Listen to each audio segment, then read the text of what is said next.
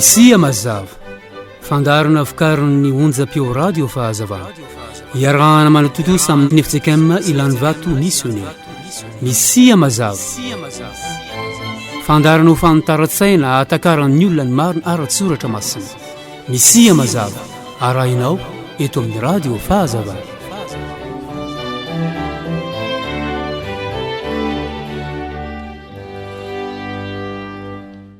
De faly miarabanao ndray avana amin'ny anaran'i Jesosy Tompo amin'ny zao fotoana iarahantsika mandinika ny hevitr'Andriamanitra anatin'ny soratra masina amin'ity fotoana ity aminareo hatrany ane ny fahasoavan'ny tompontsika. Anio ry havana dia hanomboka andinika isika ny atao hoe fanekena vaovao, ny fanekena vaovao. Mety hanana fotoana efatra na dimy tsika andiniana zany, anio tsika ny manomboka azy, ny fanekena vaovao. Amin'ny akapobeny moa ry havana, inona no atao hoe fanekena? Ny fanekena dia teny na soratra ifanaovan'ny olona roa na fikambanan'olona andaniny sy ankilany ka ifanarahany fa ho tanterahina. Zany hoe misy zavatra apetraka eo zany amin'ny teny na an-tsoratra, de iny ny fanarahana fa ho tanterahana. Ary amin'izany de mamatotra ny tenany amin'izay fanekena natao zay ilay ireo le andaniny roa zay nanao an'izany fanekena zany. Ato amin'ny baiboly koa zao de misy an'izany endrika fanekena zany, ohatra ato amin'ny Genesis 1:20, ny andininy 7:20 sy ny andininy 2:30. Ho ny vaky ny teny amin'ny anaran'ny Tompo. Ary Abrahama naka-ondry amanosy sy omby de nomenany Abimeleka de nanao fanekena izy roalahy. Andininy 2:30 de nanao fanekena tany Berseba izy, ary de niainga Abimeleka sy mpikolo komandony miaramilany ka niverina ho any amin'ny tanin'ny Filistina. Nanao fanekena zany i Abrahama tamin'ny io olona io Abimeleka io, mba hisin'ny zavatra iraha manao sy ny fitsaharana. Ato amin'ny Samuela voalohany ihany koa 9:20, andininy 7 de misy an'izao teny zao hoe: ary Davida sy Jonatana nanao fanekena noho ny fitiavan'ny Jonatana azy toy ny tenany. Zay zany ry havana de hitatsika lay famaritana teo. Fa ato amin'ny baiboly kosa zay hodinitsika manokana de misy ny atao hoe fanekena taloha sy fanekena vaovao. Zay tsinona akory fa Andriamanitra mihitsy no manao fanekena amin'ny olona. Manao fanekena amin'ny olona izy le ry amin'ny andaniny, ny olony ny ety amin'ny ankilany, ny famatotra aminy amin'izay, ka ny fitiavany sy ny fahasoavany no nanaovany an'izany fanekena zany, na ny ekeny anaovana an'izany fanekena zany. Ny soratra masina ry havana zay milaza ny fahasoavan'Andriamanitra amintsika de azo sokajiana ho telo lehibe. Ny voalohany amin'ireny de ny teny fikasan'Andriamanitra, ny teny fikasany ao anatin'le mampiseho ny fahasoavany zany, teny fikasany na ny fampanantenana nataony, ary izy ireny matetika de misy fepetra. Ny faharoa, ny sokajy faharoa de ny asa zay efa nataon'Andriamanitra ary efa vitany, ohatra ny faharina, ny fitsangana Jesosy Kristy tamin'ny maty, nanomezana amin'ny fanahy masina, zany efa asa efa vita nataon'Andriamanitra ary efa vita zany. Zany mampisehotsika ihany koa le fahasoavan'Andriamanitra. Le voalohany teo zay ny teny fikasany ho tanterahany izy, ny faharoa zay zany de ny asa efa natao vita, ary ny fahatelo zay momba amin'ny fahasoavan'Andriamanitra zay de ny fanekena rehetra zay nataon'Andriamanitra, ny fanekena zay nataon'Andriamanitra. Ny ao ary raisina tsiraidray reo, raisiko aloha zany momba n'le hoe teny fikasana na fampanantenana nataon'Andriamanitra. Reto misy soratra masina anampy atsika atakarana zany zavatra tiana resahany zany. Anakay zao ato amin'ny Efesianina 4:9, ny andiny voalohany ka hatramin'ny 7, vakiko amin'ny anaran'ny Tompo manao hoe: anaka, manekeny ny rainao sy ny reninareo ao amin'ny Tompo, fa marina zany, manajary ny rainao sy ny reninao, fa izany ny didy voalohany misy teny fikasana, io zany le teny fikasana, mba ahita soa ianao sy ho maro andro ambonin'ny tany. Zany hoe le izy zany le teny fikasana misy fepetra.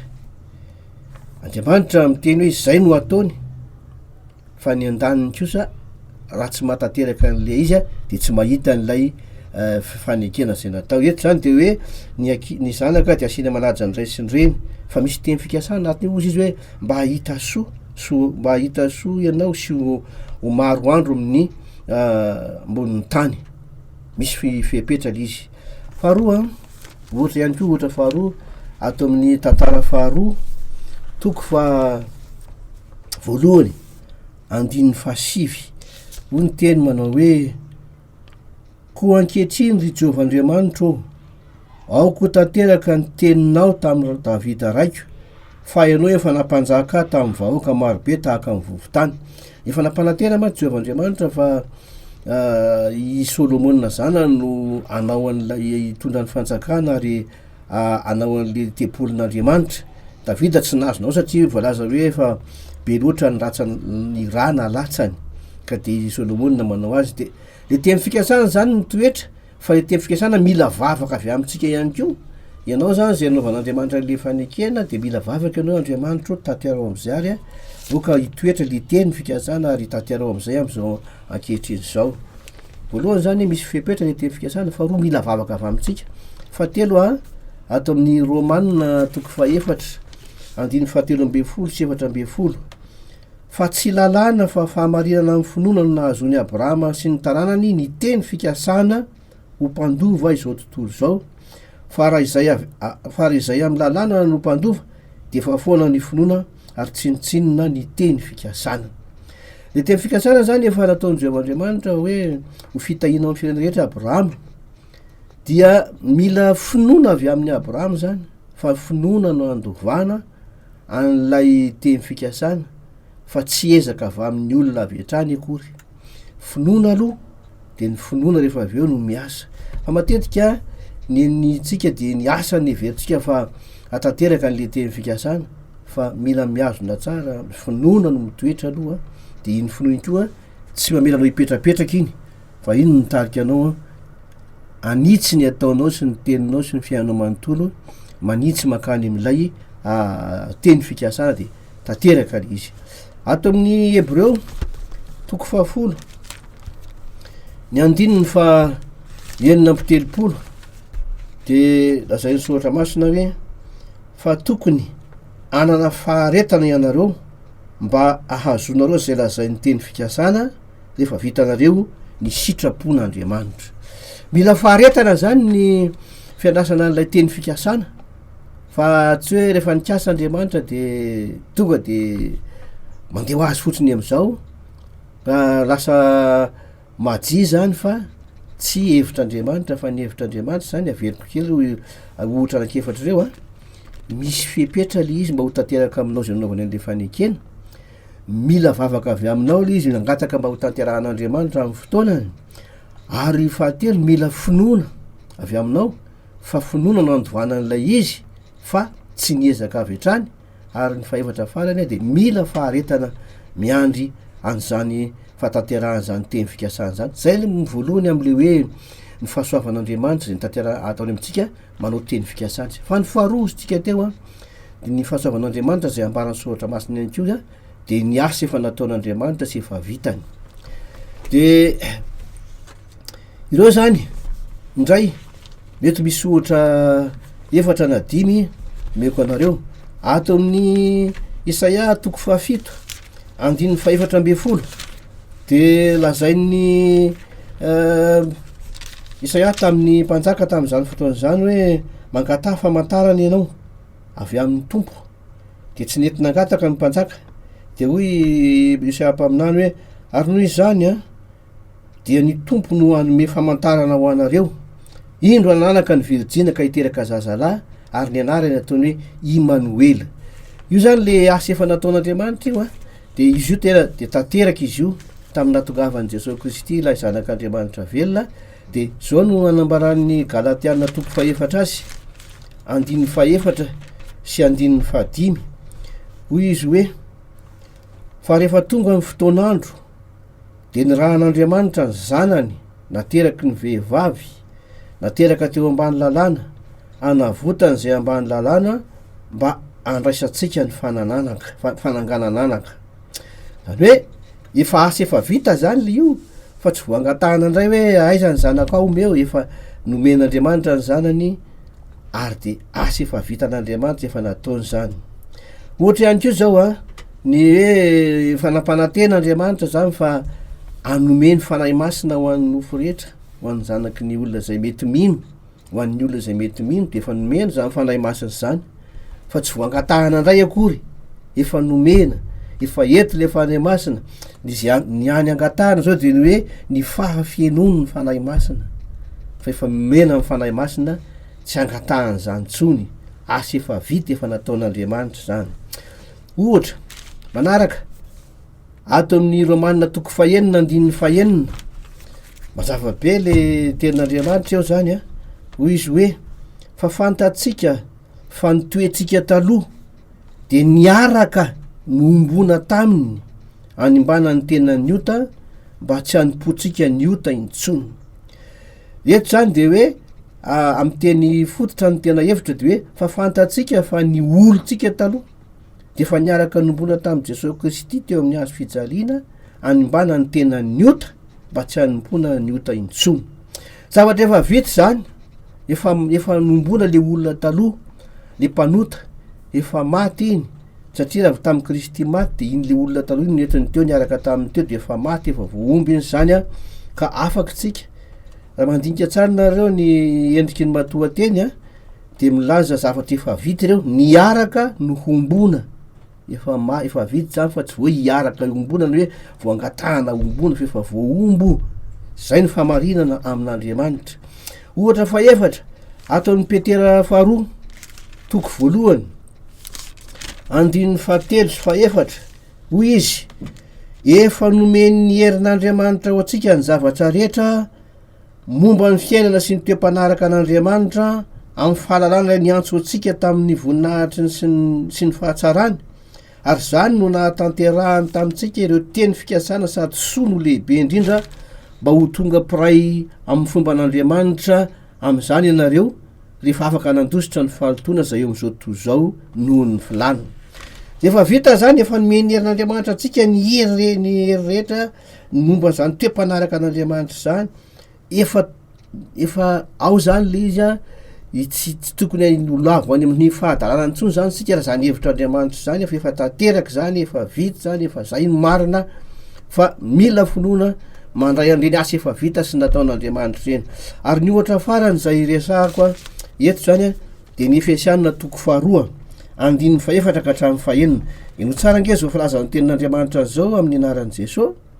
ary Andriamanitra zay manakaina amin'ny famondram-po noho ny alehibe ny fitiava zay nitiavany antsika na de fonombola maty ny fahatsonina azy sika de nahavelona atsika niaraka tamin'ny Kristy fahasoavana namonjenanareo ary niarana tsangany sika ka niarana petrany any an-danitra ao amin'ny Kristy Jesosy niarana tsangany tsika ary niarana petrany any an-danitra ao amin'ny Kristy Jesosy ao amin'ny Kristy Jesosy fa Jesosy efa any raha teo de ao aminy zany tsika no efa mahafitakatra sahady a fa efa mitoetra any an-danitra na de mbo eto amin'ity tany ty azy asa efa vita zany asa efa natao zany fa tsy hoangatahana fa anjaratsika am'izay mandray an'izany amin'ny finoana mba ho tanteraky eo amintsika zany famarinana fototra raha zay ny tenin'Andriamanitra zany ry havana eo am'ireo teny fikasan'Andriamanitra nambara teo zany sy zany asa efa vita sy nataony zany am'ireo endrim-pahasoavana roa reo zany de ny finoana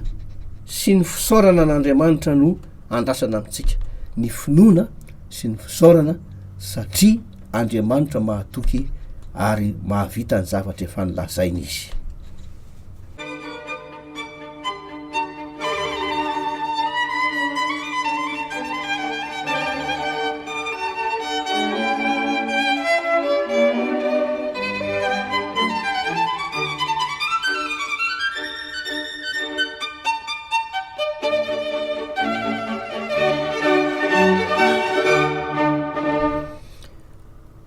Andriamanitra manatanteraka ny teny fikasany ary raisitsika amin'ny finoana koa ny asa efa vita sy nataony mba tonga atsika ho tafiditra zany a ao anatin'izay fikasan'Andriamanitra raha teo aza donona fa nilo hevitra diniany zao de hoe ny fanekena vaovao ka ao anatin'zany melohanyzay anazavana fanekena vaovao zay a de tsarotsika miondrika sy mijery tsara ao anatin'ny solobaiboly fa misy fanekena maromaro ao a nataon'Andriamanitra alohany naovany ny fanekena vaovao io.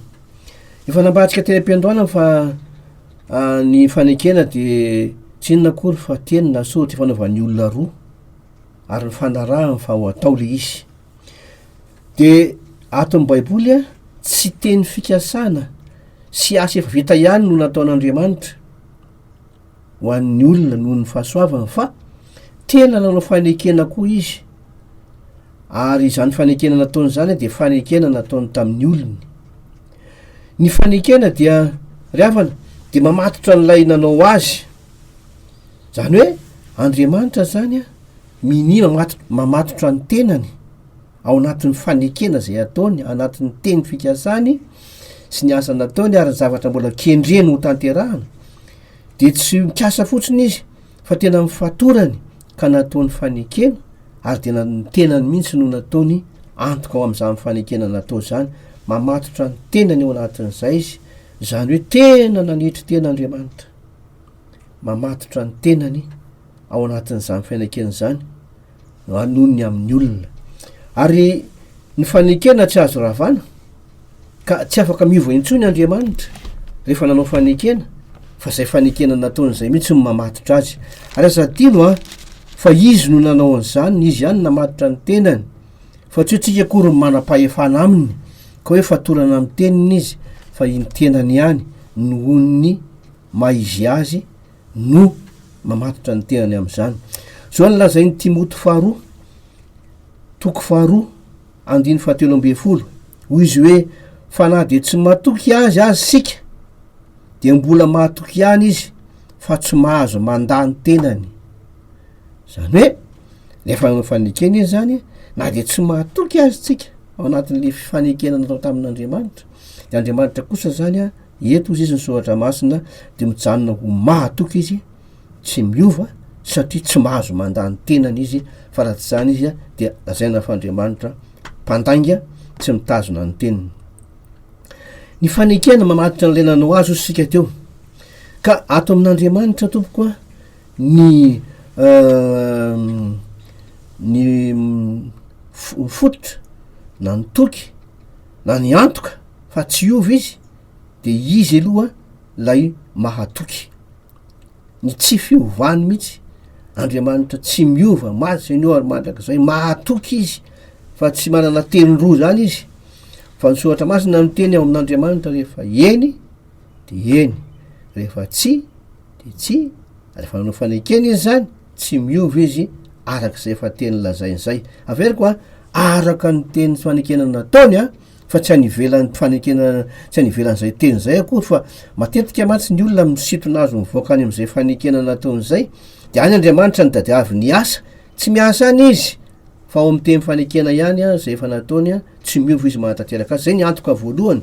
Ary ny antoka faharoa amin'izay zay tsy fiovan'Andriamanitra dia ny fahamarinany. Ny fahamarinana kosa de mifamatotra amin'ny lalàna.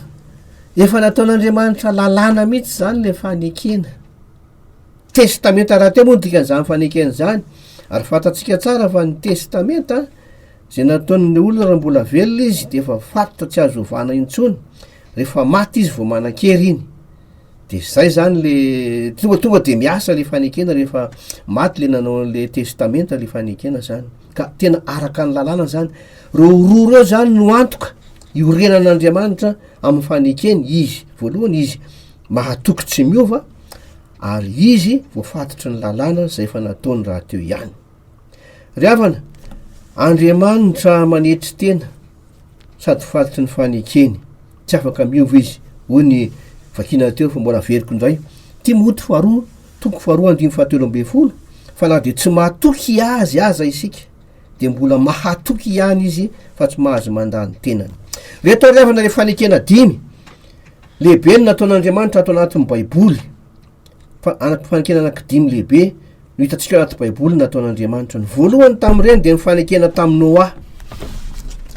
Genesis toko 9 andiny 20 hoy izy hoe nefa kosa aoriko ny fanekeko aminao, ariditra ao anaty sambo fiary ianao sy ny vadinao aman-janakao mba mivanto vavy miaraka aminao de miaraka am'ireo biby, fa aminao ny naovana an'izany fanekeny zany taminao aho. De ny Genesis 7:9-7 ihany koa milaza an'izany, angamba tsy voavaky manontolo akory fa kiky fotsiny ny 9 zay amin'izy io hoe ary Andriamanitra nyteny taminao zany zay niaraka taminy ka anao hoe ino zao efa manorona amin'ny fanekeko aminareo sy amin'ny tanakareo mandimby anareo. Aoriny Andriamanitra ny fanekena. Zay fanekena voalohany hitatsika nataon'Andriamanitra tamin'ny olona io tamin'ny Noa io, fanekena tamin'ny Noa. Ny faharoa ny fanekena tamin'ny Abrahama. Genesis 5:20-7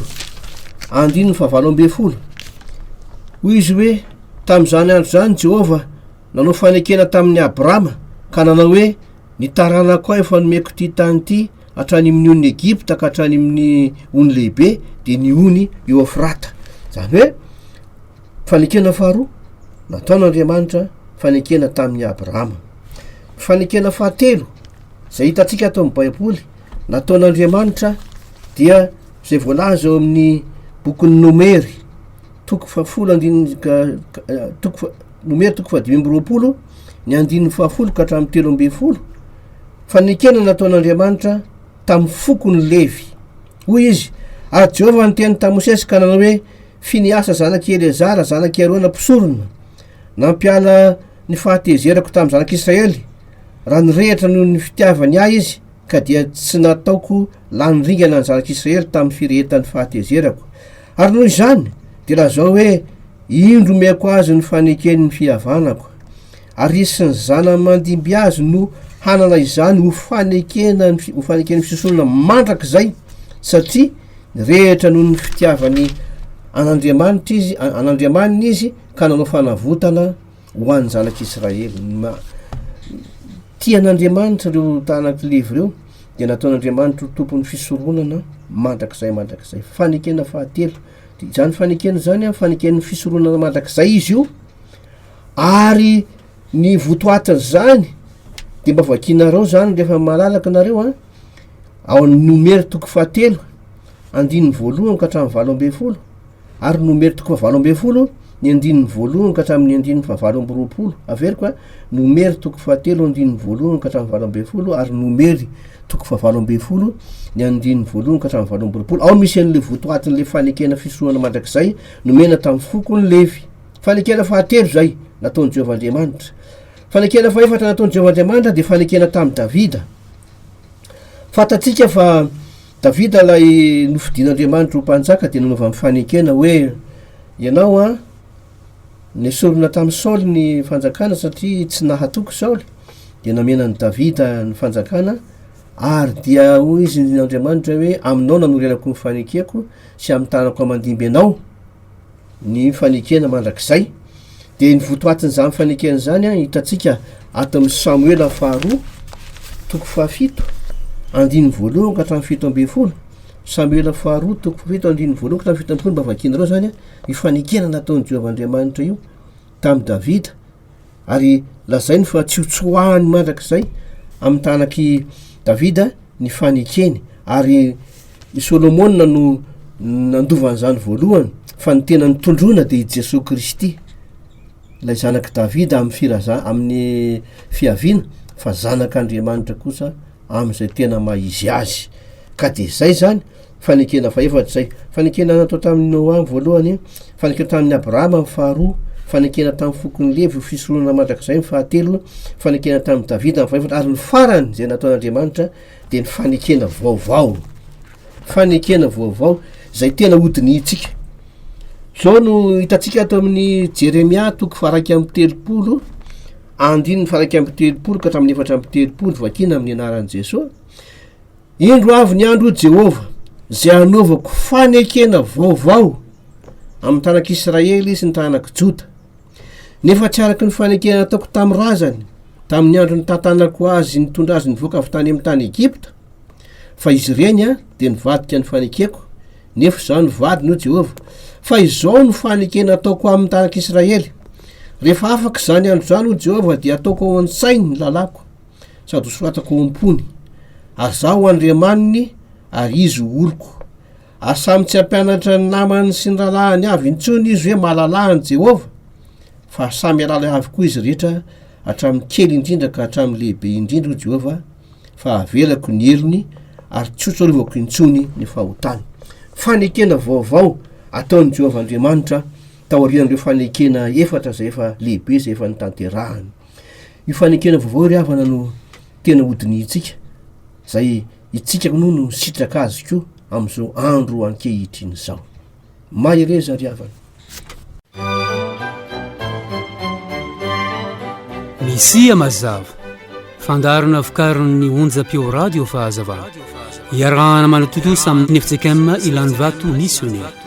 Misia mazava fandarana ho fanontara-tsaina atakaran'ny olona ny marina ara-tsoratra masina. Misia mazava arahinao eto amin'ny radio fahazavana.